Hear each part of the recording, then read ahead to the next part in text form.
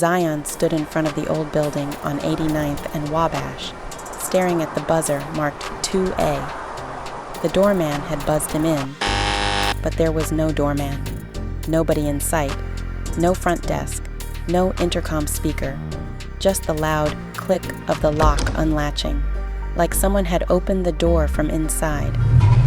He pushed the heavy front door open slow, real slow, like it might talk back if he wasn't gentle. The hallway stretched ahead, dim, quiet, and dusty, like it hadn't seen a mop in years. The floor creaked under each step, but the air was still, too still. Zion glanced over his shoulder once, just once. Then he kept walking. The numbers on the doors were crooked, scratched, some even missing. But 2A was at the end of the hall, and the door was wide open like it was expecting him, just swaying there, waiting. And right then, he felt it. That itch in the back of your mind when something ain't right. When you know somebody's watching, but there ain't nobody there. He froze, 1 foot inside the threshold, 1 foot out, heart thudding, mouth dry. Something was in that apartment, but it wasn't calling him in. It was waiting for him to cross that line. And Zion? He didn't even realize he'd already stepped inside. The door to 2A slowly creaked shut behind him. Not slammed, not clicked. Just slid closed like it had hands. Like it didn't want the outside world knowing what just walked in.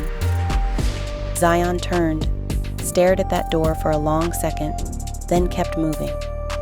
The apartment was dark, furniture flipped over, picture frames cracked, and the air smelled like old wet wood and burnt dust. He pulled out his phone for a flashlight. The glow lit up the hallway ahead, but it didn't stretch far. Each step forward was met with the sound of soft footsteps behind him. But when he stopped, silence. He spun around. Nobody there. The light flickered in his hand like it was struggling to stay alive. Then, a faint whisper, right up against his ear. "Don't go in the bedroom." Zion stumbled back, heart slamming his chest. "Who said that?" he shouted, voice shaking. No answer, but the bedroom door at the end of the hall, that door started to open, all by itself, and the whisper. It came again, softer, closer. "Run." Zion backed away from the bedroom door, but it didn't matter. The room was open now. The air changed, colder, heavier, like the whole apartment had started breathing. He should have left, should have turned around. But something pulled at him, a weird curiosity. The bedroom was trashed, mattress torn, closet doors off the hinges, but the strangest thing, on the wall was a huge mirror, spotless, too clean for a place like this. He stepped in front of it, and the moment he did, he froze. His reflection didn't move. Zion blinked, so did the reflection. But then it smiled, wide, unnatural, like it knew something he didn't. He took a step back, but the reflection stayed still, watching. Suddenly, behind him, in the reflection, a shadow moved across the hallway. Zion whipped around, nothing there. He looked back at the mirror. His reflection was gone, just empty room. Zion dropped his phone, light off. Darkness swallowed everything. Then, a whisper. "Look behind you."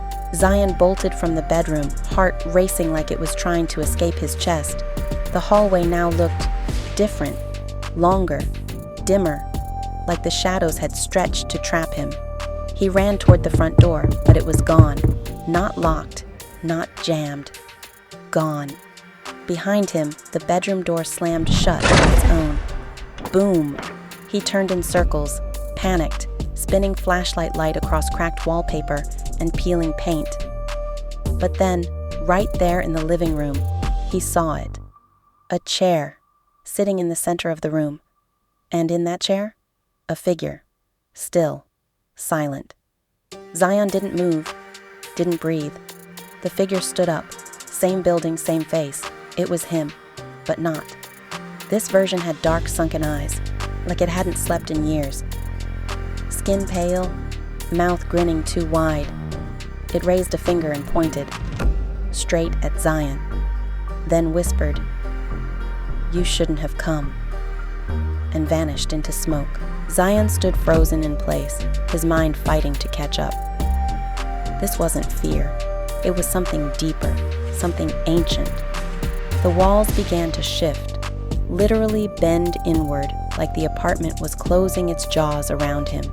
The floor groaned, the ceiling creaked, then came the sound again. Footsteps. Not his.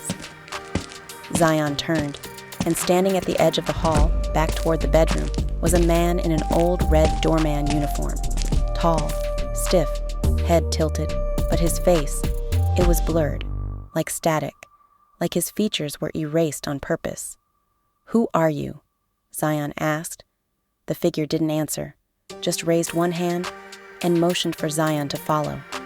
Zion stepped forward once, twice, but with each step, the hallway grew darker behind him, the exit fading away.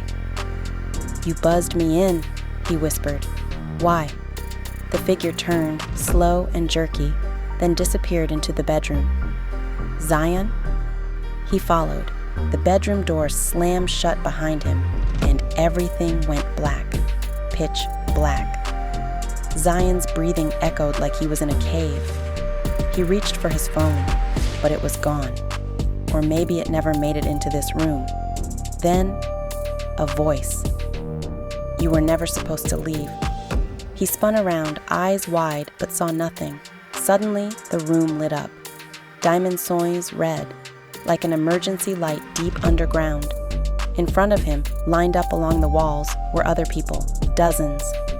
All frozen in place like mannequins, mouths open, eyes locked wide.